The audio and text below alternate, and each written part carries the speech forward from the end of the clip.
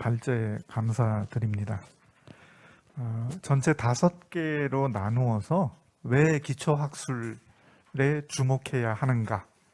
그러니까 우리가 이제 이전에 과기 같은 경우에도 이제 경국의 그 사고에서 벗어나서 입국의 사고에서 벗어나서 경국으로 나가야 되고, 인문사회 연구자 자체도 스스로를 축소시키는 이런 전통에서 탈피해야 된다, 이런 얘기를 해주셨고요. 그래서 이제 기초학술을 주목하고 이것을 이어서 이제 국가 차원에서 지원을 해야 된다, 이런 이야기를 해주셨습니다. 그리고 국가 기초 학술 지능 체제 구축의 필요성을 5가지로 제시해 주셨고, 그 다음에 이제 그 기초 학술 기본법과 제정에 관련해서 쟁점이 되는 부분, 이것을 또 이제 예리하게 분석하셔서 과학기술 기본법하고 국가연구개발혁신법 그리고 학술진흥법과의 그 쟁점이 되는 사안이 무엇인가, 이것에 대해서 말씀해 주셨습니다. 끝으로 지난 2주 전에 그 토론회에서도 이제 거론됐던 것인데요. 기초학술 기본법에 대해서 이제 과기정통부에서 이 법안에 대한 이제 의견을 회신했었는데, 이 회신한 의견에 대한 문제점도 분석해 주셨습니다. 그래서 이 뭐 간단하다고 말씀하셨지만은 기초 학술 기본법 제정에 그 김어래 교수님께서 아마 작성하는데 참여하셔서 여러 가지 그 세밀한 부분까지 다루어 주신 것 같습니다. 여기에는 오늘 마침 우리가 토론자로 여기서 거론된 뭐 자연과학을 하시는 연구자도 모시고, 또 법학을 연구하시는 분, 또 이것이 이제 학술과 그 교육이 연계된 것이기 때문에 그 교육학을 하시는 연구자도 모셔서 이런 다양한 토론의 의견을 들을 수가 있을 것 같습니다. 그러면은 여기 토론은 우리 자료집이랑 포스터에서 그 언급한 순서대로 진행을 하도록 하겠습니다. 먼저 이제 첫 번째 토론자는 영남대학교 교육학과에 재직하고 계시고 지금 고등교육정책연구소장을 맡고 계시죠. 그래서 이제 교육 분야에 많은 그 정책 연구도 하셨습니다. 그래서 김병주 교수님을 모시고 토론의 말씀을 듣도록 하겠습니다. 네, 소개받은 김병주입니다. 토론 자료가 좀 많기 때문에 8분 내에 끝내야 돼서 대략 간단하게 말씀을 드리겠습니다. 우선 학술 법령체계 개편의 필요성으로, 사실 학술진흥법은 1979년 12월 28일 학술정책의 기본법으로 제정 시행되어서 학술정책의 기본을 이루었는데, 학술진흥법은 사실은 한국학술진흥재단의 설립을 위한 근거법령이었습니다. 근데 2008년 교육부와 과기부가 통합되면서 2009년에 학술진흥재단과 과학재단이 통합해서 연구재단으로 출범하면서 학술진흥재단의 근거법령으로서 역할이 사라지게 되었고, 이후 학술진흥법은 2012년 전면 개정된 이후 큰 변동 없이 현재 이루고 있습니다. 그러니까 2012년에 전면 개정되게 된 배경에는 사실 이제 연구재단의 설립으로 법률적 가치가 불명확해진 학술진흥법은 2005년에 학술진흥 및 학자금 대출, 신용보증 등에 관한 법률로 개정되었다가 2012년에 한국장학재단에서 그 국가장학금이 전면적으로 시행됨에 따라 사실은 이제 다시 또 학술진흥법으로 시행되었지만 근거가 됐던 이제 학술진흥재단이 없어지면서 조금 약간 애매해진 입장에 있기는 합니다. 어쨌든 그래서 이러한 학술진흥법을 기반으로 뭔가 학술정책의 공간을 분석하고 미래지향적 학술정책 추진 기반을 위한 법령 정비도 필요하지 않을까 하는 생각에서 오늘 토론을 시작하도록 하겠습니다.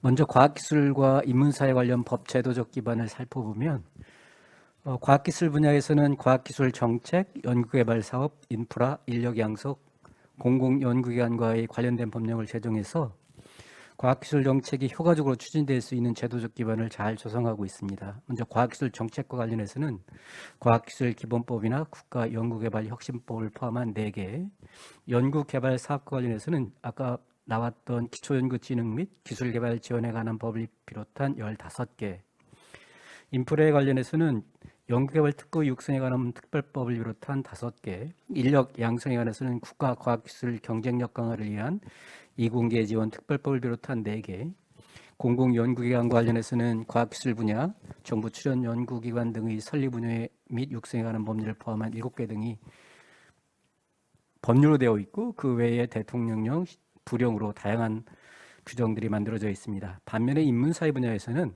학술진흥법을 논의로 할 때 인문학 및 인문정신문화의 진행에 관한 법률이 거의 유일한 입법입니다.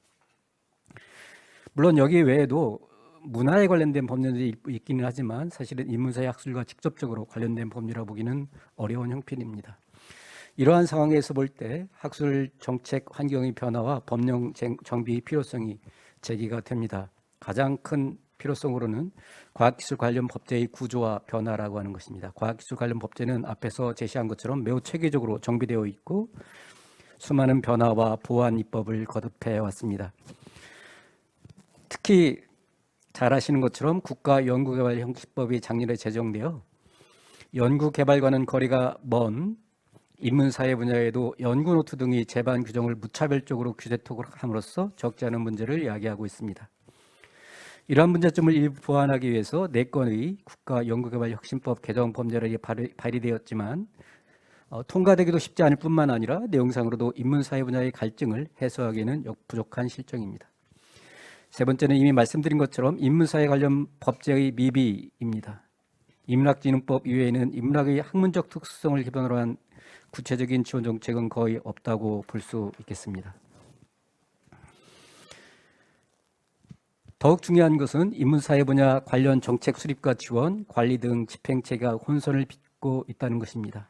학술진흥법의 주무부처는 교육부로서 한국연구재단에 출연금을 지급하지만 한국연구재단이 과기정통부에 소속되어 있기 때문에 교육부의 출연금의 우선적인 관리 권한은 출연기관인 교육부가 아니라 과기정통부에 속해 있는 형편입니다. 따라서 인문사회 분야 관련 정책 수립과 집행의 책임 권한을 분명하게 재획정하고 교육부와 과기정통부의 관계 및 한국연구재단의 주무부처를 재설정해서 인문사회 분야 주무부처를 어쨌든 교육부로 확정을 해야 하는 사안이 남아 있습니다. 네 번째는 인문사회와 과학기술을 아우르는 학술진흥 총괄 법령이 없다는 것입니다. 말씀드렸지만 이미 중복되지만 학술진흥법이 사실은 그 기능을 상실하고 있고 사실 과학기술 분야의 다양한 입법들이 사실 이제 학술진흥법을 무력화하고 있는 상황에서 학술진흥법의 전면 개정 또는 학술 업무 전반을 아우르는 법률의 제정이 필요하며 그 정당한 이유는 다음의 5가지로 제시해 볼 수 있습니다. 첫째는 학술을 둘러싼 환경 변화가 기존 법 체계에는 반영되어 있지 않다는 것입니다. 두 번째는 학술진흥법은 향후 중요한 논의가 될 융합과 실천 분야를 담지 못하고 있다는 것이고, 세 번째는 형 학술진흥법은 디지털화된 사회에 대한 법적 대응이 없다는 것이고, 네 번째는 학문적 결과가 사회에 어떻게 연결되는가를 논의할 필요가 있다는 것이고, 다섯 번째는 새로운 평가 시스템 구축이 언급되어 있지 않다는 것입니다. 이러한 점에서 사실 이제 기초학술기본법이 방금 발표하신 김효래 교수님을 비롯한 여러분에 의해서 만들어지고, 그리고 지난 3월 24일 거기에 근거해서 정청래 의원 외 9분이 의안번호 9082호로 기초학술기본법안을 발의하였습니다. 동법안의 제안 이유나 동법안의 주요 내용은 이미 다들 잘 아시기 때문에 생략하고 넘어가도록 하겠습니다. 마지막으로 기초학술기본법의 제정 취지에 대해서 간단하게 토론을 하고 토론자의 역할을 다하고자 합니다. 우선은 발제문에서는 기초학술기본법의 제정 취지를 설명하면서 사실 기초학술에 대해서 설명을 하긴 하셨지만 사실은 그것이 명확하게 드러나 있지 않다고 봅니다. 기초학술의 개념과 인문사회학술과의 관계, 다른 학문들과의 관계가 좀 더 명확하게 정리될 필요가 있다고 봅니다.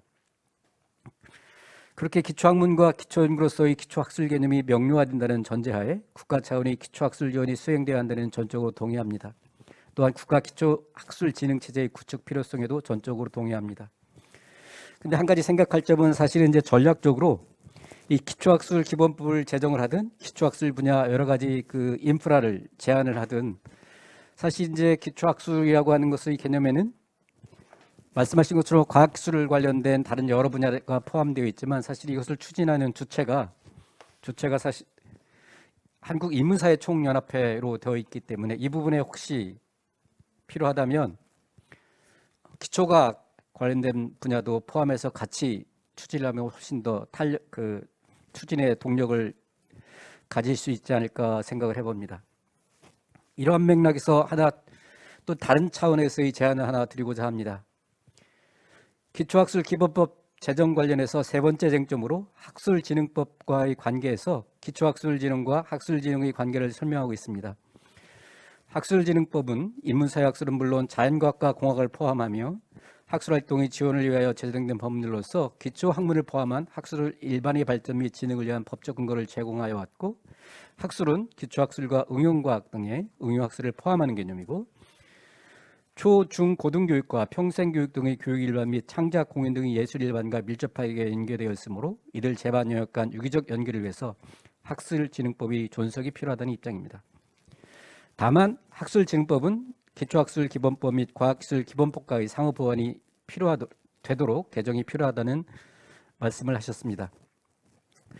그런데 여기서 기초학술 기본법을 제정할 때 나타난 여러 가지 반대 의견들을 고려를 할 때 관련되는 내용이 모두 포함되도록 하되 기초학술의 개념을 명료화해서 포함시키고 학술진흥법을 오히려 학술진흥기본법으로 확장시켜서 전면 개정할 필요는 없는지 논의가 필요하다고 생각합니다.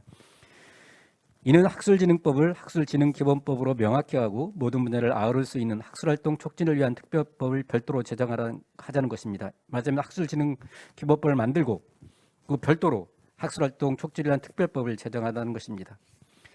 이는 타부처 특히 과기정통부의 견제를 덜 받으며 동일한 내용을 입법 가능한 제안이라고 볼 수 있습니다.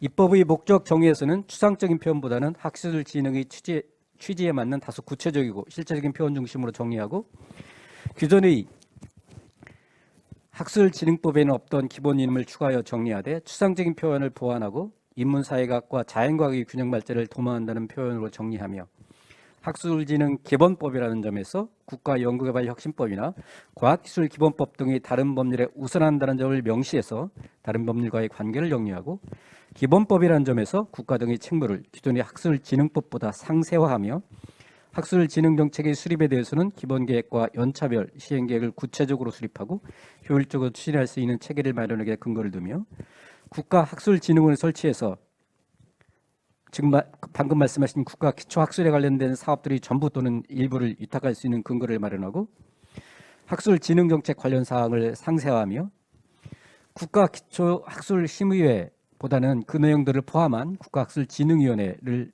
설치하고 그 심의 사항을 상세화하고 학술진흥법의 사업비 사용 및 관리에 관한 사항 등에 대해서는 별도로 학술활동 촉진을 위한 중요 사항을 정리를 해서 학술활동 촉진을 위한 특별법으로 제정하는 것이 어떤가라고 하는 제안입니다. 이상으로 토론을 마치겠습니다. 감사합니다.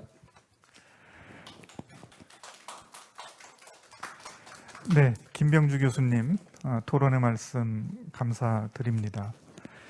김병주 교수님은 이제 과기 분야의 법률이 아주 체계적으로 정비되어 있고 상대적으로 인문사회 분야는 그 기존의 학술진흥법 외에 몇 해 안 됐죠. 그 인문학 및 인문정신문화의 진흥에 관한 법률, 이 법률 정도 겨우 있는 정도다. 이렇게 이제 분석을 하시고요. 앞서 발제하신 김어래 교수님의 기초학술 기본법 이것하고는 약간 이제 방향이 다르게 사실 이제 인문사회 분야 및 기초학술을 육성과 보호하는 그 법률의 제정 필요성은 이제 공감은 하시는데 이것보다는 학술진흥법을 전면 개정해서 보완하고 또 여기에 미비한 것은 다른 법률을 하나 더 제정하면 되지 않을까, 이런 또 제안을 해주셨습니다. 이 부분에 대해서 아마 발제자께서도 이제 이 모든 토론이 끝나면 자유 토론 시간에 다른 답변을 해주시면 고맙겠고요. 예, 그러면 이어서 두 번째 토론자를 모시도록 하겠습니다. 두 번째 토론자는 강릉 원주대학교 자치행정학과에 재직하고 계시는 김천영 교수님입니다. 김천영 교수님은 그 인사총 공동회장도 맡고 계시고요. 현재 사회과학대 학장을 맡고 계십니다. 네, 김천영 교수님. 네, 반갑습니다. 김천혜입니다. 그 발제문에서 그 기초학술 그 기본법이 가져야 되는 근본적인 지점에서의 어떤 그 고민들을 그 말씀해 주셨어요. 그래서 저는 이제 그것과 관련해서 몇 가지 또 제 생각을 좀 함께 그 고민해 보고자 합니다. 그건 뭐냐면은 기초와 기초성의 관계에 대해서 우리가 좀 인식을 할 필요가 있지 않는가, 그런 얘기입니다. 그 기초의 필요성과 또 기초의 중요성이 삶의 필요성이고 또 삶의 중요성이며, 또 그거는 가만히 보니까 문제 해결의 필요성이고 중요성이다, 이런 걸로 또 연동이 될 수 있다고 보고요.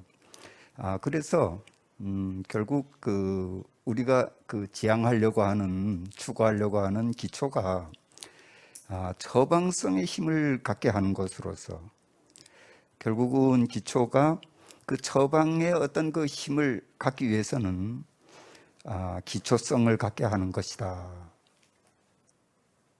아까 김어로 교수님도 이게 단순히 순수 인문 어떤 사회의 그 영역과 관련되는 어떤 기초의 문제가 아니라 그 인문 어떤 경세 패러다임 그 말씀도 그런 어떤 그 맥락이라고 보여지는데요. 결국은 기초가 그 관리성을 갖는다라는 겁니다.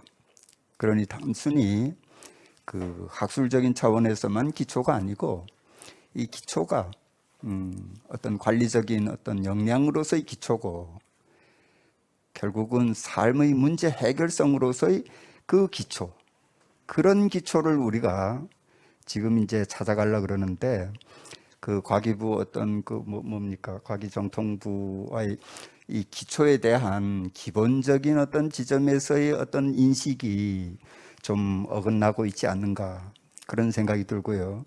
그래서 그런 걸 다시 한번 우리가 환기시키는 그런 차원에서 기초와 기초성의 관계를 우리가 한번 다시 되돌아볼 필요가 있다. 자, 그래서 어쨌거나 우리가 기초도 중요하지만은 그 기초가 기초성을 갖는 기초를 갖게 하는 게 중요하다라는 겁니다. 우리가 아무리 기초를 얘기한다 그래도 설령 자연과학 쪽에서, 과학 쪽에서 보는 어떤 기초를 얘기하거나, 또 인문사회 쪽에서 그 어떤 선보이는 그런 어떤 기초가 결국은 기초성을 갖지 못하는 한에 있어서는 문제 해결의 역량을 가질 수 없고, 결국은 그 기초가 주저하는 기초가 될 수 있다는 겁니다. 자, 그래서 그 실질적인 힘을 가질 수 있는 그런 기초를 우리가 어떻게 하든 이 기회에 만들어내고자 하는 게 우리가 지금 여기 자리를 함께 하는 이유이기도 하고요. 자, 그래서 그 기초가 어떻게 기초성을 갖게 할 것인가, 이걸 우리가 좀 고민을 해야 되는데, 이 기초성이 그 자기 필요성의 어떤 기초에서는 계속 이게 무너진다라는 겁니다. 그러니까 그게 어떤 영역이나 소재의 필요성에 기반하는 그런 어떤 기초의 그 어떤 접근인 한에서는 이게 기초가 기초성으로 연결이 되지 못한다는 거죠. 자, 그래서 그 기초성을 목적으로 하는 기초가 아니라, 이 기초성은 기초성이게 하는 것으로서의 그 기초를 우리가 그 만들어 가야 되는데 그걸 저는 여기서 그 타자 필요성의 기초다. 그래서 이런 타자 필요성의 어떤 그 기초를 우리가 그 제도적인 법적인 어떤 근거로 그 만들어낼 때 비로소 그 기초의 그 제도적인 효과성으로서 그 기초성을 우리가 삶의 어떤 기초성으로서 우리가 만들어낼 수 있는 그런 가능성을 가진다 이렇게 저는 보고 있고요. 자, 그래서 우선 그 기존의 어떤 기초 개념을 보면은 기초와 응용이라는 그런 그 배타성 하에서 그 만들어지는 이 기초는 더더구나 기초의 기초성화 오류에 직면하게 된다는 겁니다. 그러니까 그러한 기초로는 아무리 우리가 그 기초성을 만들어내려고 그래도 이미 기초로 그 기초성을 만들어가는 것은 기초성을 그 만들어내지 못한다라는 겁니다. 자, 그래서 기초의 기초성화가 아니라 기초성의 기초화가 되어야 된다는 거예요. 이미 우리가 그 법 정신으로 그 만들어 그 선제해야 될 그 기초가 이미 기초성을 갖고 있는 기초를 만들 수가 있어야 된다라는 거예요. 우리가 기초를 통해 가지고 기초성을 만들어내는 이런 작업으로는 그 실질적인 그 관리적인 역량으로서 그 삶의 그 어떤 실천성으로서의 처방성으로서의 그 기초를 우리가 기초성을 갖기는 어렵다라는 겁니다. 자, 그래서 그걸 하나를 좀 말씀드리고 싶고요. 그러한 점에서 보면은 우리가 논의하는 그리고 또 계속 논의해야 될 이 기초는 도래한 기초가 아니라 도래할 기초로 우리가 받아들여야 된다는 겁니다. 이미 우리는 이것이 기초야 이러면서 기존의 어디로 돌아가서 그 기초를 끄집어낸다든가, 자, 이런 기초가 아니라, 도래한 기초가 아니라, 이런 고정성을 갖는 기초가 아니라, 그리고 이 도래한 기초는 자칫 그 필요성과 영역성에 기초하는 자기 필요성의 그 늪을 넘어서기가 어렵기 때문에 결국은 이런 기초로 기초성을 만들기도 상당히 근본적인 지점에서 구조적인 한계를 갖는다는 그런 말씀을 드리고 싶고요. 자, 그래서 각자의 어떤 그 분리적인 기초가 아니라 서로의 어떤 기초로서 결국 수렴적 융합적 기초가 될 수 있게 해야 되는데, 요즘 정부에서도 무슨 시대적인 어떤 흐름이 융합이라 이래서 그 융합 얘기를 많이 합니다만은, 그런 어떤 융합은 사실 대상 융합으로서 이 기초성을 가져오기가 상당히 어렵다고 봅니다. 융합을 아무리 해도 그 융합이 기초성의 어떤 효과성을 드러낼 수 있는 그런 가능성이 있는 그런 융합이 돼야 되는데, 자, 그런 융합은 결국 대상 융합으로는 근본적으로 한계가 있다. 그래서 저는 관점 융합을 제안합니다. 그래서 이런 관점 융합의 어떤 가능성, 그 지점을 만들어가는 것이 기초고, 그 기초가 만들어질 때 기초성의 가능성을 갖게 된다. 저는 이렇게 보고요. 자, 그래서 이상의 기초에 관한 새로운 인식이 기초법 정신으로 자리할 수 있어야, 또 자리할 수 있게 해야 기초를 통한 기초성 강화가 가능해질 수 있지 않는가, 그런 생각을 해봅니다. 예, 감사합니다. 네, 김천영 교수님 토론 말씀 감사드립니다. 예, 그 김찬현 교수님은 그 기초성의 강화에 대해서 심도 있는 토론을 해주셨습니다. 그래서 결국 이제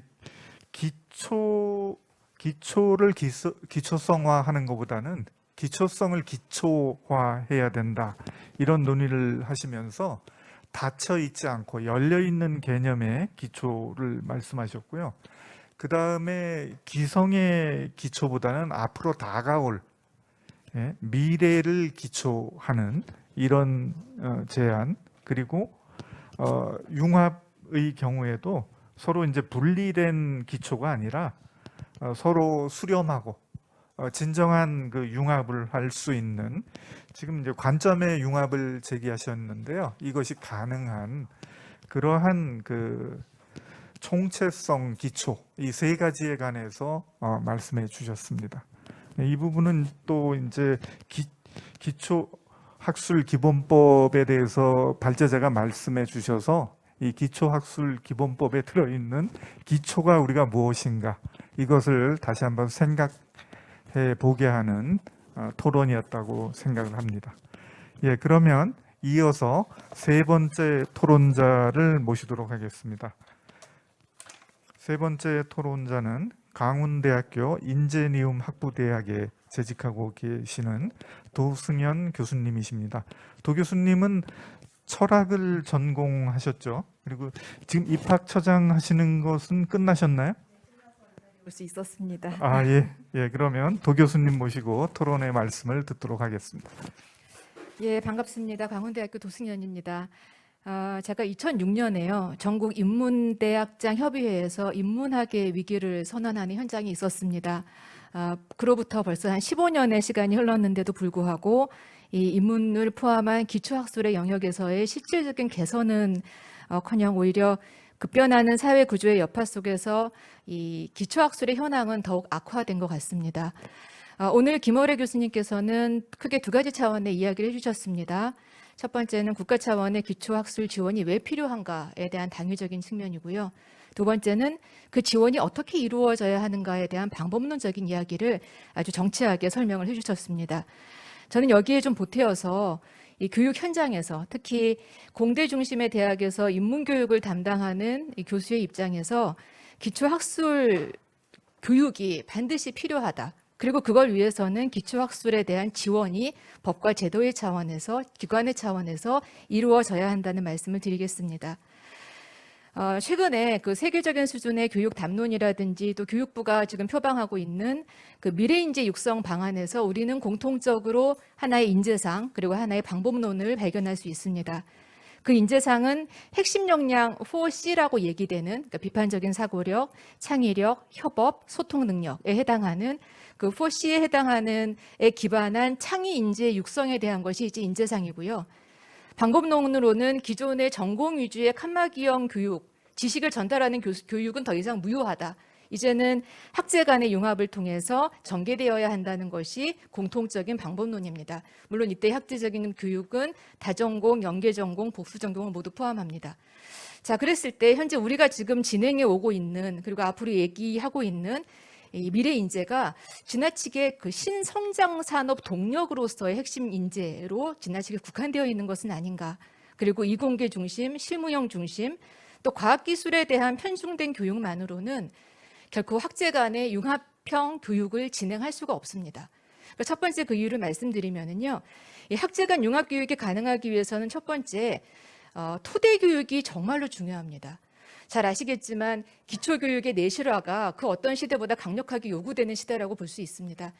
OECD 국가 중에서 우리나라의 고등교육 진학률은 압도적인 1위입니다. 2등과의 편차가 엄청날 정도로 모두 대학에 진학하는데, 그럼에도 불구하고 우리의 어떤 토대 교육에 대한 그러한 형식이나 내용은 조금 연성화된 수준에서 머물러 있지 않았나, 조금은 더 강력하게 제공될 필요가 있다.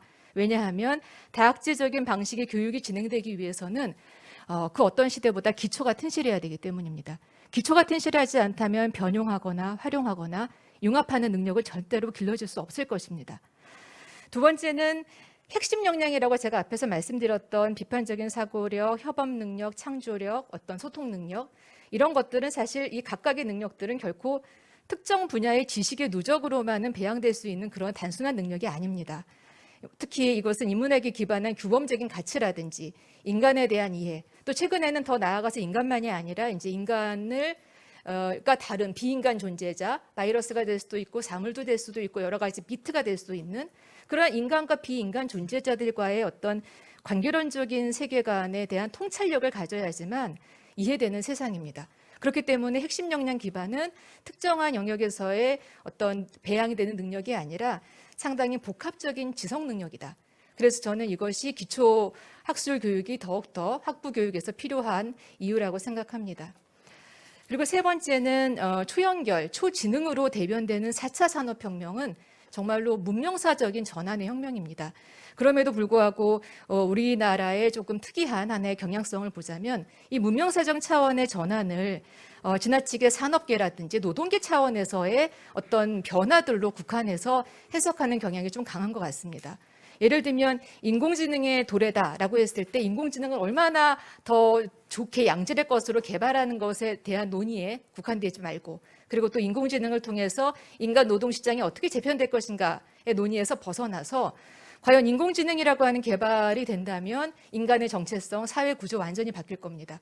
여기에 대해서 인문학적 성찰을 통해서 조금 더 개입할 수 있고 더 나아가서 그러한 문제들이 발생했을 때 종합적인 방식에서 그 대안을 우리가 강구해야 될 것입니다. 그래서 융합적인 차원에서 인문교육 매우 중요하고요. 또 잘 아시겠지만 4차 산업혁명은 그 어떠한 역사적인 시대보다 강력한 방식의 이 소득 격차를 발생시키는 경제 구조를 가지고 있습니다. 흔히 말하는 공유경제라고 하는 아름다운 이름이지만 플랫폼 경제가 더욱더 그렇죠. 그랬을 때 기술의 발전은 언제나 격차를 발생시킵니다. 여러분들이 아마 이제 그 코로나 때 수업을 많이 진행을 해보셨을 텐데요. 저도 이제 수업을 진행하면서 겪었던 하나의 그 경험은 이게 비대면 교육 역시 교육의 매체를 얼마나 구비하는가 또 그리고 또 그걸 듣는 학생들도 아주 자기 주도적으로 들어야 되기 때문에 실질적으로 이 비대면 교육에서조차 교육의 격차를 실감할 수 있었습니다. 그렇기 때문에 기본적으로 우리는 이 사회적인 격차는 비약적으로 4차 산업혁명 이후에 커져만 가는데 과연 그러한 격차를 메우고 우리가 교육으로 그 격차를 채우고 포용사회로 가기 위한 그러한 성숙성은 어디에서 교육을 하고 또 어디에서 교육을 받아야 되는 것입니까? 그러한 의미에서요. 얼마 전에 앞에서도 말씀해 주셨지만 우리나라가 개발도상국으로부터 선진국으로 진입했다는 반가운 소식을 들었습니다. 하지만 경제가 발전할수록 이 공정성에 대한 사회적 수준의 민감도는 더욱더 높아지는 것 같습니다. 예를 들어 현재 벌어지고 있는 젠더 갈등, 세대 갈등, 그리고 또 도농 갈등, 이러한 다양한 갈등을 우리가 향후 소통이라든지 수기라든지 이러한 타자에 대한 이해, 또 공동체적인 의식으로 풀어나가야 되는데 이런 교육들을 어디서 받아야 되는가에 대한 대학 현장의 목소리도 함께 말씀을 드리고 싶습니다.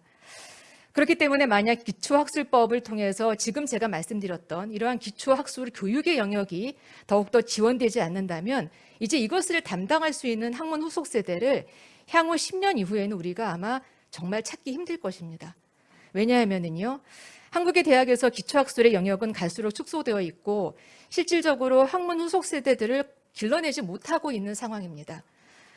세계 인구는 증가되고 있는데요. 한국 인구는 OECD 국가 최저 출산율 그리고 최고 속도의 고령화 사회로 접어들고 있는 상황입니다.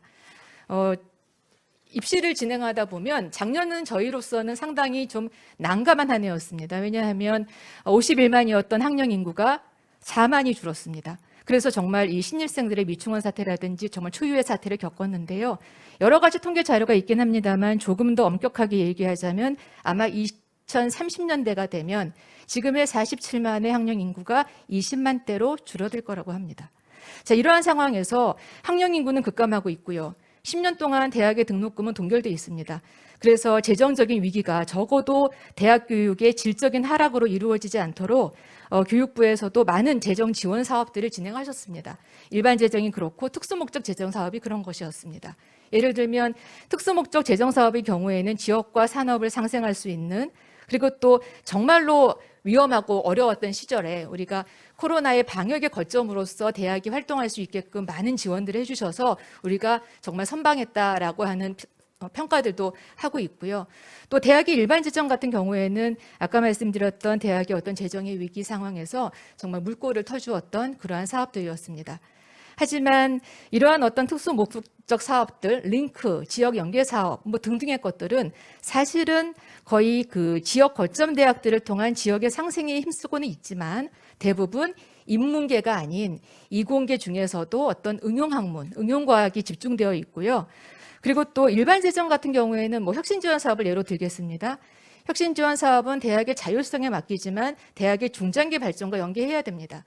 따라서 대학의 중장기 발전이라고 하는 것은 대학에서의 우수학과, 취업률이라든지 등등의 차원에서 우수학과로 선택 집중되기 때문에 당연히 대학에서도 기초학술의 분야는 누락될 수밖에 없는 것이 현실입니다.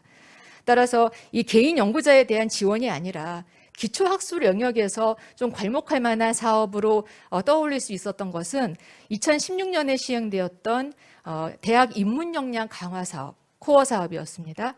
코어 사업이 사실은 10년 계획을 통해서 장기 지원으로 설계가 된 사업이었는데 아쉽게도 16년에 시작해서 18년까지 운영되고 종료됐습니다. 이제 그 얘기는 어떤 것을 우리에게 보여주냐 하면 코어 사업의 이런 가시적인 기대 효과가 미비했다라는 것으로 이제 사업이 중단 종료됐는데요. 이것이 우리가 얼마나 기초학술의 필요성에 대해서 이해가 척박했는가를 보여주는 아주 중요한 사례가 된다고 할 수 있겠습니다. 기초학술이라고 하는 영역은 장기적인 계획, 그리고 또 지속적인 지원, 그리고 인내 자본이 요구되는 영역입니다. 이제 여기에 대한 어떤 장기적인 차원에서의 설계를 통해서 반드시 제도와 조직에서의 지원이 이루어져야 되는 시점이라고 보여집니다. 이상으로서 이제 제가 말씀드릴 그 주장을 조금 한마디로 정리를 하면 향후 대학에서 정말 다학제 융합 교육이 이루어지기 위해서는 기초학술 교육 너무나 필요합니다.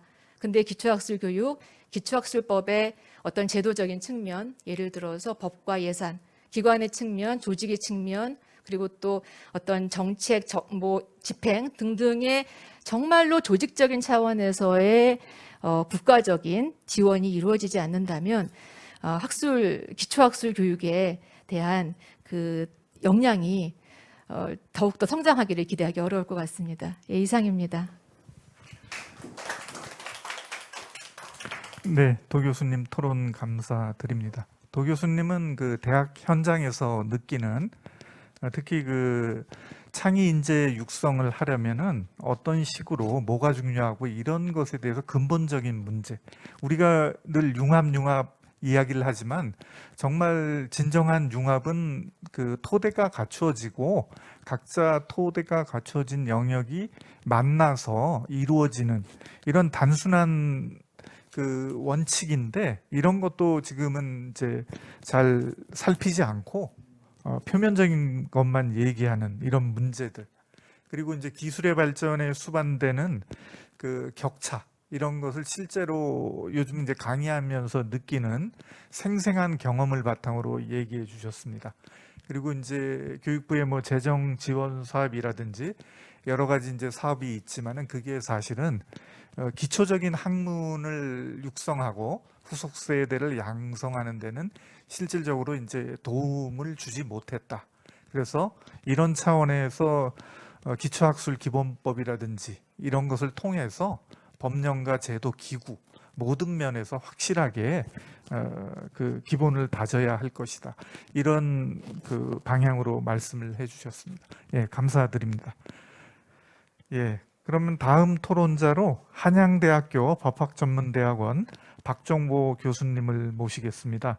박 교수님은 현재 헌법재판연구원장도 겸하고 계십니다. 안녕하십니까. 한양대학교 박종보 교수입니다. 굉장히 이 학문적으로 고상한 자리에는 법학하는 사람을 잘 안 부르는데요. 우리는 법학은 사회과학에 속하지만 현실을 다루는 분야라서 썩 재미도 없고 고담준론에는 잘 어울리지 않아서 잘 안 불러주는데 귀한 자리에 불러주셔서 대단히 고맙습니다. 좀 사담을 좀 먼저 하겠습니다. 저는 그 친한 친구들 사이에서 잡학사전이라는 별명으로 불립니다. 전공 외에 다른 주제를 화제로 올리는 일이 굉장히 잦기 때문에 젊을 때는 이게 약간의 비아냥이었습니다. 너는 네 전공 공부하기도 바쁠 텐데 언제 그런 거 다 챙기고 있냐, 뭐 그런 뉘앙스가 포함됐는데요. 요즘은 똑같은 말인데 약간 존경하는 마음이 담겨 있습니다. 야, 뭐 이 정도까지 살아보고 연구해 보니까 이제 뭐 전공 뜯어먹는 건 별로 더 이상 할 것도 없는데 너는 참 인생 참 풍부하게 산다, 이런 느낌입니다. 그럼에도 불구하고 제가 가장 좋아하는 비전공 과제인 역사 같은 거 논할 때 일부 친구들을 제가 못 따라갑니다. 최근에 독서를 별로 못 해가지고 젊을 때 읽은 거 가지고 버티고 있는데 어떤 친구들이 그러냐면 사기업 CEO들이에요. 이 사람들은 최근에 인문서적까지 다 읽고 세상의 트렌드 이런 걸 굉장히 잘 파악을 하고 있습니다. 왜 그럴까 생각해 봤더니 사기업의 신입사원으로 들어가면 마케팅이나 회계 같은 경영학 지식이 풍부하면 인정받겠죠. 근데 승진해서 관리자급이 되면 이런 단순 기능만 가지고는 충분하지가 않습니다. 단순한 업무 처리 능력 가지고 평가받는 게 아니고 이제는 조직을 이끌 통찰력이 필요해집니다. 사기업이 이럴진데 지식이 융복합되는 4차 산업시대에 인문학의 중요성이라고 하는 것은 두말할 나위가 없을 것입니다. 발제자께서 굉장히 흥미로운 그 주장을 해주셨는데요. 제가 대강 이야기로는 기초학술이라는 개념을 제시하시고 여기에 기초학문 연구 외에 교육도 포함시키고 계십니다.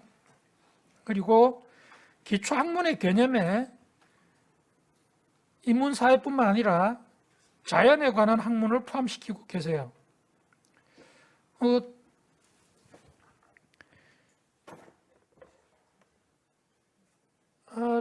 발표자의 견해는 아마도 현행과학기술기본법 등이 규율하는 대상인 과학기술을 자연에 관한 학문 전부가 아닌 것으로 보는 거 아닌가, 조금 부분 불명합니다만은 제가 이해한 바로는 자연에 관한 기초연구를 응용하는 연구, 이렇게 좁게 보시는 것 같기도 하고, 한때 또 어떤 데는 이 기초학문하고 겹친다고, 기초학술하고 겹친다고 말씀하셔서 조금 헷갈리긴 합니다. 저한테 기대되는 바는 그 학술 관련 법 체계와 연혁 이런 거였을 텐데 김병주 교수님께서 미리 이 토론을 다 해주셨어요. 그래서 중복되지 않아야 될 것 같고, 또 이 자리는 법 조문 놓고 축조심의하는 자리가 아니기 때문에 용어의 정의나 포섭 관계 등을 논하는 것은 더 이상 할 필요가 없을 것 같습니다. 김병주 교수님의 토론이면 충분할 것 같고요. 저는 다른 관점에서 현행 법 체계가 인문사회과학 분야의 연구 지원을 어떻게 하고 있는지 하는 관점에서 검토해 보려고 합니다. 먼저 지원과 연구과제 관리의 불균형이라는 관점입니다. 발제자의 그 주장에 정부 부처에서 답하기를 학술진흥법이 인문사회 분야의 학술활동을 커버했기 때문에 법체계상 공백이 없다. 형식적으로는 맞는 말이죠. 문제는 커버리지가 아니고 지원이 불충분하다는 것입니다. 지원 규모로 봐도 자연과학하고 비교할 수 없이 불균형이라는 건 누구나 아는 사실인데요. 이러한 경향은 2009년에 한국학술진흥재단, 한국과학재단, 국제과학기술협력재단이 한국연구재단으로 통합되면서 더 심해졌습니다. 그전에는 사실은 교육부와 과학기술처가 별도로 있었고 학술진흥재단은 교육부 산하, 한국과학재단은 과기처 산하여서 전체적으로 학술진흥은 교육부가 담당하는 것이고 그중에 특화된 과학기술이라는 상대적으로 좁은 분야를 과기처가 담당하는 형식이었죠. 과기처는 과학기술 연구 지원 외에 교육도 커버했어요. 예를 들면 카이스트 같은 것은 교육부 산하의 대학이 아니고 과기처 산하 대학이었죠. 근데 지금은 교육부하고 과기처가 분리되고 과학기술처가 정보통신부하고 합쳐서 관할이 달라졌는데 이 한국연구재단은 그대로 통합되어 있습니다. 그리고 교육부보다는 과학기술정보통신부의 집중 관할을 받고 있죠. 그래서 이걸 계기로 해서 인문사회 분야에 대한 지원이 극히 위축되었다. 그렇게 말씀드릴 수 있겠습니다. 올해 1월 1일부터 국가연구개발혁신법이 시행되면서 학문 분야의 특수성을 무시하고 연구 방법론마저 자연과학에 맞춰서 획일화될 위험에 처해 있습니다. 저는 개인적으로 자연과학 방법론부터 많이 배웁니다. 학생들 논문 지도할 때도 자연과학 방법론을 응용해서 많이 얘기를 해줍니다. 문제는 상호 영향력을 받는 것이 아니라 획일성이죠. 다른 학문 분야마저도 자연과학과 같이 취급한다는 것이 문제입니다. 국가 지원 연구 과제를 통합적으로 관리할 필요가 있다. 그럴듯한 명분이죠. 이런 명분 하에서 인문사회 분야에는 전혀 적합하지 않은 연구노트 작성과 같은 연구 과제 관리를 현재 강요하고 있습니다. 두 번째, 법령의 주무부처라는 관점입니다. 입법이 되면 그 다음에 행정부가 이것을 집행해야 되니까 어느 부처가 이것을 책임지고 집행할 것이냐 담당자가 나뉘어 있는 건 당연하죠. 우리나라는 의원 입법 말고 정부가 제출하는 법률안, 이른바 정부 입법이라는 것이 가능하기 때문에 이 담당 부처가 단순히 법을 집행하는 것이 아니고 입법에도 굉장히 크게 관여를 합니다. 자, 학술진흥법, 이건 인문사회 자연과학을 다 커버하는 법이죠. 교육부가 주무부처입니다. 과학기술기본법, 과학기술정보통신부, 기초연구진흥 및 기술개발 지원에 관한 법률, 과학기술정보통신부, 국가연구개발혁신법, 과학기술정보통신부가 주무부처입니다. 인문학에 관한 유일한 법이라고 할 수 있는 인문학 및 인문정신문화의 진행에 관한 법률, 교육부하고 문화체육관광부가 공동관리하고 있습니다. 한국연구재단이 굉장히 중요한데 한국연구재단법은 과학기술정보통신부와 교육부 소관입니다. 왜 교육부가 아니고 과학기술정보통신부를 먼저 얘기하느냐, 잠시 뒤에 말씀드리겠습니다. 자, 학술진흥법은 뭐 따로 논할 필요 없겠고 과학기술기본법은 과학기술정보통신부 산하한 건 별 문제 없습니다. 지금 기초연구법이라는 법이 있는데 이 법에서 말하는 기초연구는 자연과학입니다.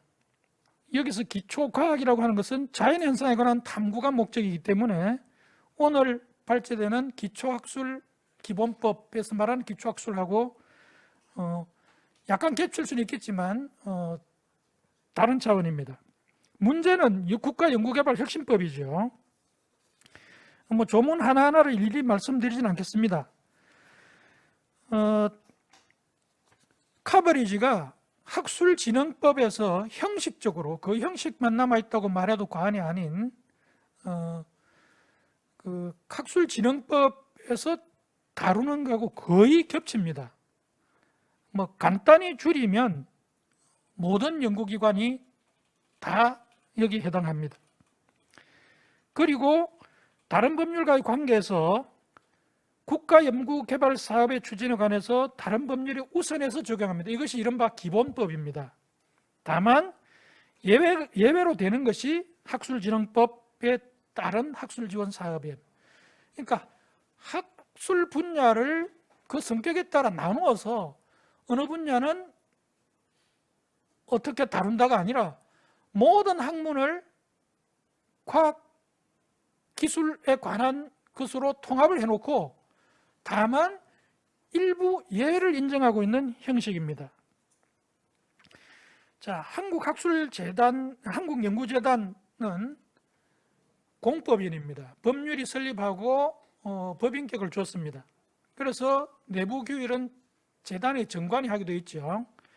그런데 재단을 변경할 때 누가 인가하느냐? 과학기술정보통신부 장관이 인가합니다. 통합되고 나서 교육부하고 과학기술처가 분리되었는데 연구재단은 그대로 있으면서 연구비가 훨씬 큰 과학기술 쪽이 주도권을 쥐게 된 거죠. 교육부 장관은 뭐 하느냐? 과학기술정보통신부 장관이 정관 변경을 인가하기 전에 교육부 장관과 협의하라고 되어 있습니다. 결국 지금 모든 학문 분야를 대표하는 것이 자연과학이 됐고 연구지원은 자연과학 위주로 하고 있고 심지어 정부의 연구비 지원이나 연구과제 관리도 자연과학에 주도권을 내주고 인문사에게는 소외되어 있는 것입니다. 인문학법은 교육부 장관하고 문화체육관광부 장관 소속으로 되어 있습니다만은 그건 어떻게 되어 있느냐? 이례적으로 공동관리예요. 누가 주도하고 누구 협의하게 하는 게 아니고 그건 좀 예외적입니다. 문제는 뭐 누가 해도 열심히 하면 되지 않느냐인데 교육부가 그동안 발전해왔던 그 근거와 그 역량 그리고 과학기술정보통신부가 발전해왔던 그 근거, 목적, 역량이 다르다는 것이죠. 자, 교육부가 뭐 하는 데냐? 과학기술정보통신부가 뭐 하는 데냐를 다루고 있는 것은 기본적으로 정부조직법입니다. 정부조직법에 보면 교육부는 인적자원개발정책, 학교교육, 평생교육, 즉 교육이죠. 그 다음에 학술에 관한 사무를 관장합니다. 그런데 과학기술정보통신부, 과학기술처였다가 교육부하고 합쳐서 교육과학부였다가 교육부하고 분리되면서 그리고 정보통신부가 결합해가지고 과학기술정보통신부가 됐는데 여기서 뭐 하는 데냐? 과학기술 정책의 수립 총괄 조정평가, 과학기술의 연구개발협력진흥, 과학기술 인력 양성, 그 다음에 과기처에서부터 하고 있던 원자력 연구개발 등 또 정보통신부가 합쳐졌으니까 국가정보와 정보통신산업, 우편 이런 걸 담당하게 됩니다. 과학기술정보통신부는 처음 그 부처의 목적이나 과거 했던 연역을 보면 근본적으로 통합적인 학술 진흥을 위한 부처가 아니었습니다. 그런데 지금 정부 부처의 통합과 폐지에 따라서 이것이 지금 모든 학문 분야의 연구를 총괄하는 1차적인 국가기관이 되어버렸어요. 원래 갖고 있던 성격하고 다른 업무를 지금 맡고 있다고 말해도 과언이 아닌 것입니다. 이 법률안에 대해서 과학기술정보통신부의 답변에 보면 기존 법률과의 유사 중복, 연구 현장의 우려 방지, 정책 수립 집행 효율성 등을 반대 이유로 내세우고 있습니다. 그런 것들은 입법에서 당연히 고려해야 될 요소 맞지요. 그렇지만 기존 법률이 국가 발전에 충분하지 않다고 하는 흠결을 보일 때는 당연히 기존 법률을 개정하거나 새로운 법률을 신설하는 것입니다. 저는 공공의 가치를 지닌 학술진흥이라는 과업이 지원을 매개로 정부의 어느 한 부처에 의해서 좌우될 가능성을 줄여야 한다고 하는 발제자의 견해에 동의합니다. 또 학계 입장에서는 받을 수 있는 경로가 다변화될 수도 있다고 하는 것이 장점이 될 수 있겠습니다. 그렇지만 현재 만들어진 법 체계가 조금만 더 정비가 되면 중복이라든가 관할이 불분명하다든가 같은 오해를 좀 불시시킬 수 있는 개선 여진이 있다고 보는데 그 부분은 상설하지 않기로 했습니다. 당장 해야 될 일은 뭐냐? 국가연구개발혁신법 제4조를 개정해서 인문사회학 분야의 특수성을 인정할 필요가 있습니다. 그리고 이미 개정안이 다수 국회에 제출되어 있습니다. 학술진흥법을 두고 과학기술기본법이 있으니까 과학기술기본법의 커버리지를 제외하고 나머지 분야만 가지고 인문사회 분야의 기본법이란 체제로 가는 것도 가능할 것입니다. 그래서 인문사회 분야의 진흥에 필요한 법률을 하나 만드는 것도 가능할 것 같은데 발제자께서는 약간 겹치어도 무방하다고 보신 것 같습니다. 한편으로는 이게 기초학술기본법이면 학문 분야를 기초학술과 응용학술로 나누어서 학술진흥법을 모법으로 하고 그 아래 기초학술법은 인문사회, 자연과학을 다 포함한 기초학술, 그리고 그것을 응용한 학술인 을 다루는 법을 두는 것도 가능하지 않을까 하는 생각을 해봤습니다. 명칭은 과학기술기본법으로 하든지 어떻게 하더라도 기초학술과 응용학술 서로 분야가 겹치지 않도록 하는 것이 입법적으로는 좀 더 깔끔할 것 같은 생각이 듭니다. 감사합니다. 네, 박 교수님 헌법을 전공하는 학자로서 이 법령의 주무 부처 문제라든지 또 이렇게 이제 서로 겹치는 부분을 어떻게 또 해결할 것인가. 그래서 학술진흥법을 개정하면서 거기에서 기초학술법과 응용학술법, 가칭 이런 식으로 나누는 것도 하나의 방안일 것이다. 이런 의견까지 내주셨습니다. 예, 전문적인 분석과 또 제안 감사드립니다. 예, 그럼 오늘 마지막 토론자를 모시도록 하겠습니다. 아주 많이 기다렸을 텐데요. 중앙대학교 약학대학에 재직하고 계시는 오경수 교수님이십니다. 현재 오 교수님께서는 기초연구연합회 총무이사를 맡고 계십니다. 예, 안녕하십니까. 기초연구연합에서 총무를 맡고 있는 중앙대학교 약학대학 오경수 교수입니다. 다른 토론자분들이 많은 지적을 해주셨기 때문에 저는 좀 약간 과학을 하는 사람으로서 이번 기초학술 진흥을 위한 기본법에 대해서 의견을 말씀드리겠습니다. 기초학술 기본법 제정의 필요성, 즉 과학기술이 처한 한계 상황 극복을 위한 기초학술의 역할과 국가 R&D 예산 대비 인문사회 분야 예산이 상대적으로 낮다는 문제는 인식을 하고 있습니다. 그리고 특히 과학이나 기술로 풀 수 없는 인간사회 문제를 해결하기 위해 기초학술에 관한 국민의 권리, 그리고 국가 및 지자체의 책임 규정은 저희가 꼭 해야 될 시대적 사명이라고 생각합니다. 기본법 범위에 대해서 잠깐 말씀드리겠는데요. 제안된 기초학술 기본법은 기존의 과학기술기본법과 학술진흥법보다 더 큰 개념으로 이해가 되고 있습니다. 그래서 저는 개인적으로 기존의 법 개정이 꼭 필요하다고 느끼고 있는 의견입니다. 하지만 이미 법이 있기 때문에 중복성 혹은 포괄성에 관해서 고려를 특히 하셔야 됩니다. 특히 법안에 기술되어 있듯이 기초연구를 표방한다면 범위가 상당히 넓어지는 것이 사실입니다. 특히 국가기초학술심의회 및 국가기초학술진흥원의 역할과 설치 명분을 별도로 지정하여 운영되는 것이 기존의 과학기술 관련 혹은 학술 관련 심의위원회들과 연계성이 어떻게 되는지에 관해서도 한번 고민해 보셔야 될 것이라고 생각합니다. 여러분들이 이 기초학술 진흥을 위한 기본법을 제정하시는 이유 중에 하나가 만연된 투자 부재로 인한 이 기초학술 분야의 절실함이라고 생각을 합니다. 국가연구개발혁신법에서 언급하는 국가 R&D 예산의 일정 부분 5% 산정을 제안하셨는데요. 저는 이게 굉장히 문제라고 생각을 합니다.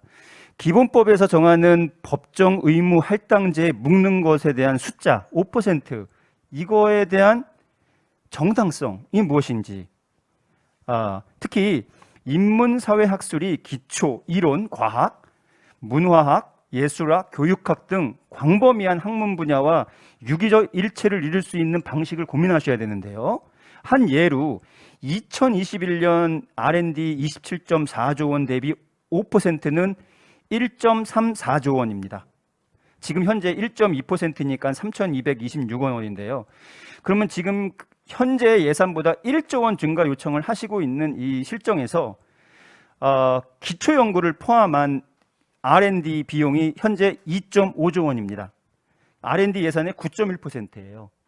그렇게 된다면은 기초 이론이나 기초 이론 과학 예산을 포함하면 벌써 5%가 넘습니다.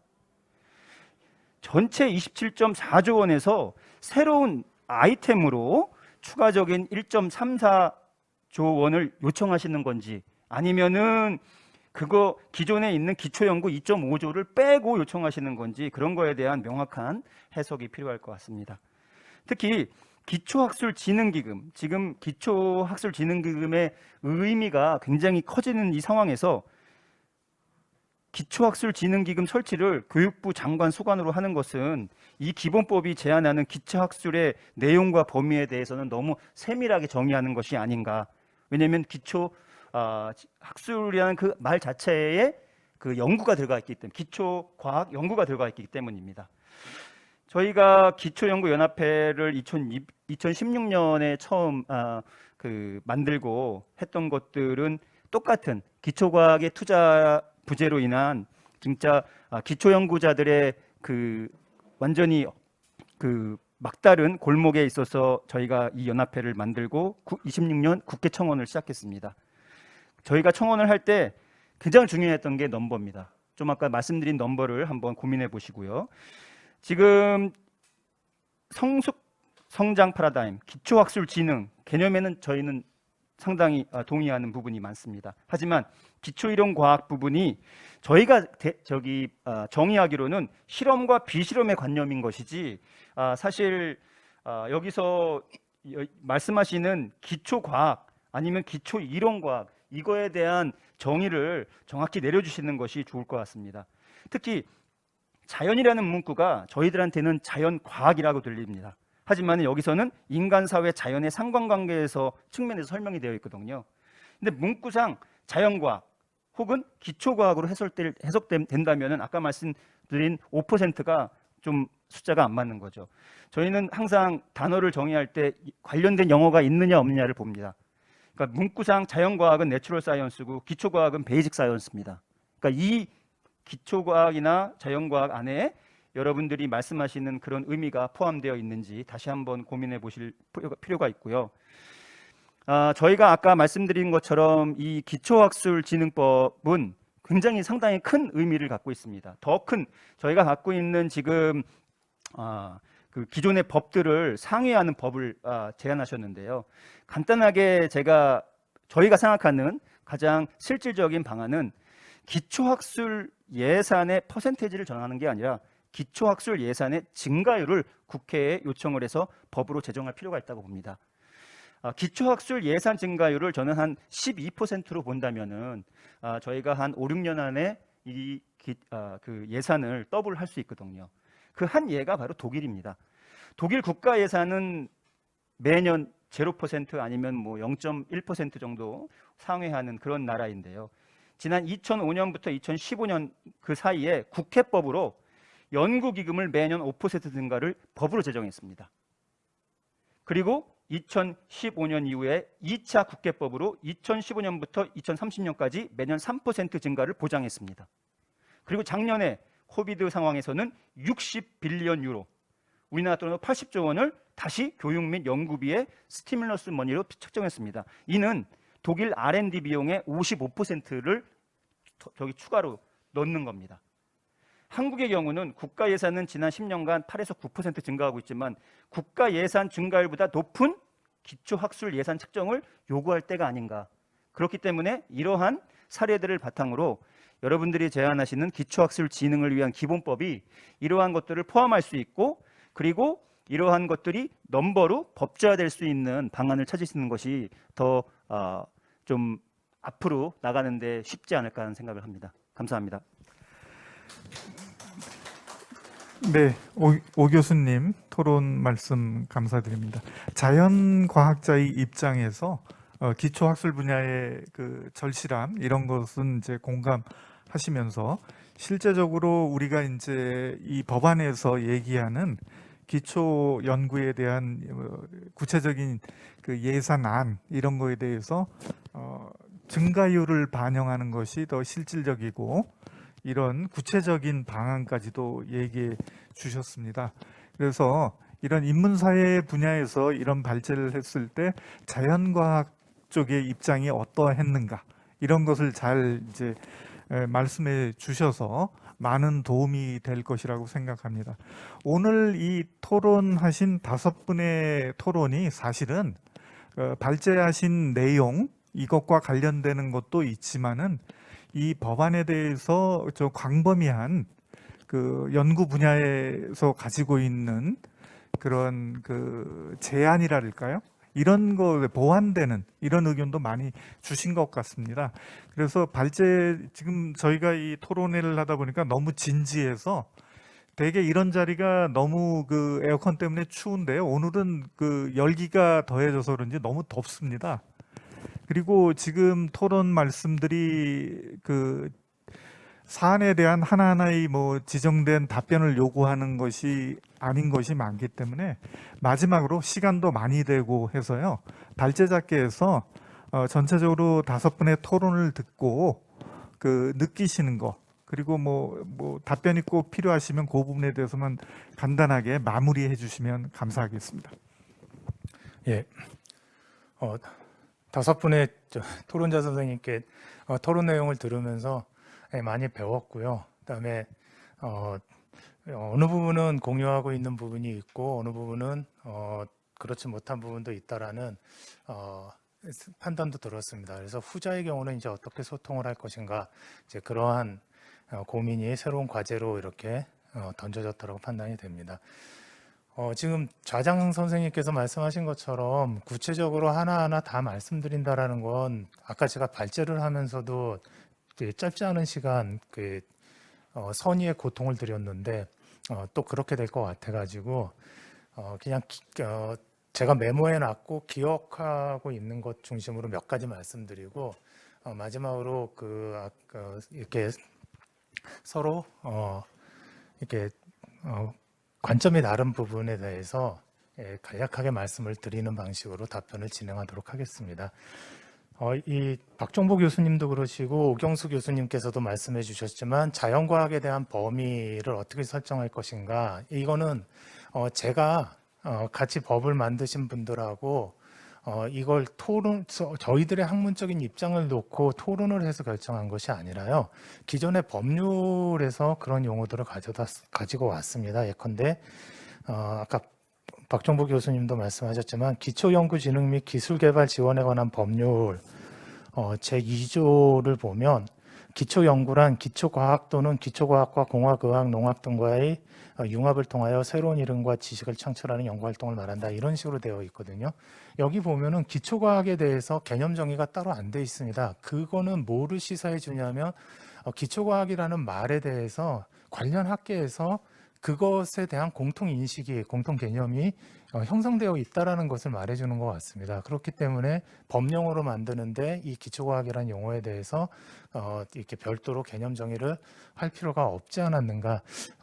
저희 이번 기초학술 기본법에서 말하는 기초학문, 기초과학 혹은 이론과학이라고 했을 때 이런 것들은 이렇게 기존 법률에서 사용하고 있는 용어를 가져다 쓴 거기 때문에 제 판단으로는, 제 생각으로는 당연히 관련 학계, 해당 학계에서 쓰고 있는, 또 공유하고 동의하시는 용어를 법령에 반영을 하는 것이 그게 합리적이고 그게 타당하다라는 그런 입장을 갖고 있습니다. 그다음에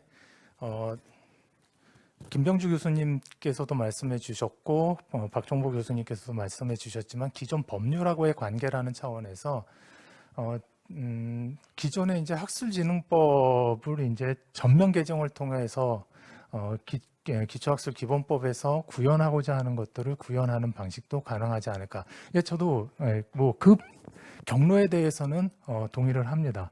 그리고 보다 상위의 법을, 그러니까 학술진흥법을 이제 명칭도 바꿔서 보다 상위의 법, 모법 차원으로 올려놓고 그 밑에서 과학기술기본법과 기초학술기본법 이런 식의 이제 이 법체제 구성을 이제 박정복 교수님께서 제안해 주셨는데 역시 그것도 저희들도 고민했던 그런 방안이기 때문에 기본적으로 그거에 대해서 이견이 없습니다. 근데 다만 체계를 갖췄으면 좋겠다라는 그러한 생각이 있습니다. 그러니까 기본법, 그러니까 헌법, 기본법, 개별법 이런 식의 이 법제가 구성 가능하다라는 것을 법학 교수님들의 논문을 통해 가지고 제가 저희 팀에서 많이 접했는데요.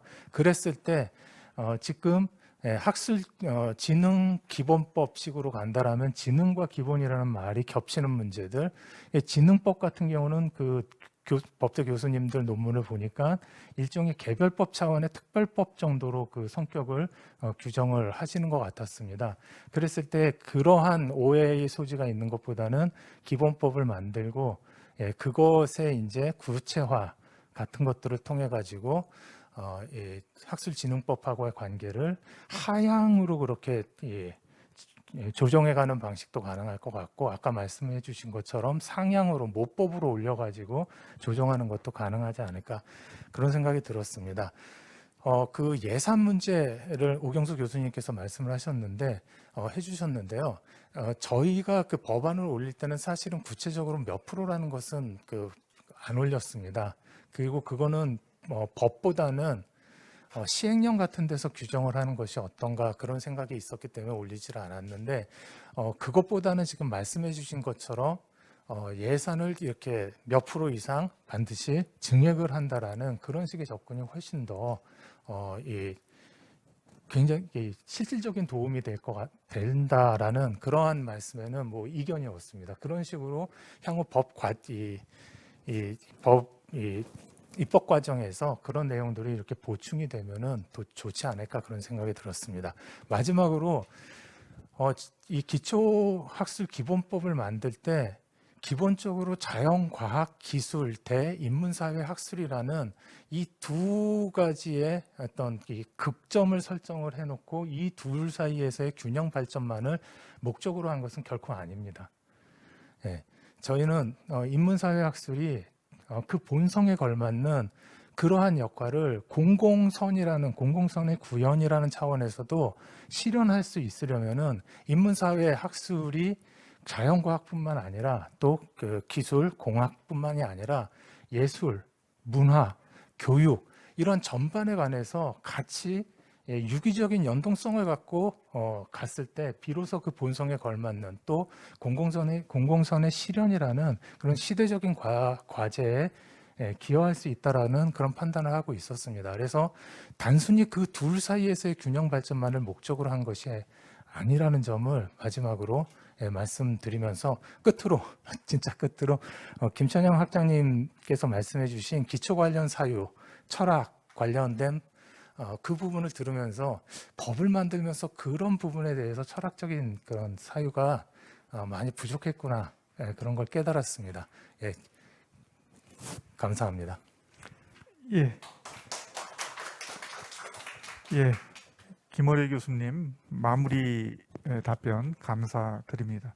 오늘 사실 저희가 처음 기획할 때는 이 시간이 충분하리라고 생각을 했는데요. 너무 진지하게 발제해 주시고 토론해 주시느라고 저희가 원래는 그 온라인으로 연결된 여러 그 연구자들, 관심을 가지고 계신 분들의 의견도 여기에서 소개하고 또 답변을 해드리려고 기획은 했었습니다. 그런데 이제 시간이 너무 지금 많이 흘러서 이 자리에서 오늘 그 발표와 토론은 마치도록 하겠습니다. 이것이 모두에 말씀드린 것처럼 이 정책 그 포럼의 첫 번째 세미나가 되고요.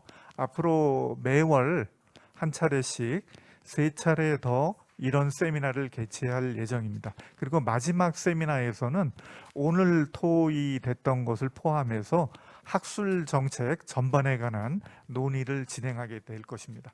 앞으로도 관심을 가지고 많이 참여해 주시길 부탁드립니다. 오늘 발표해 주시고 또 토론해 주신 5분의 토론자께도 감사의 말씀을 드립니다. 감사합니다.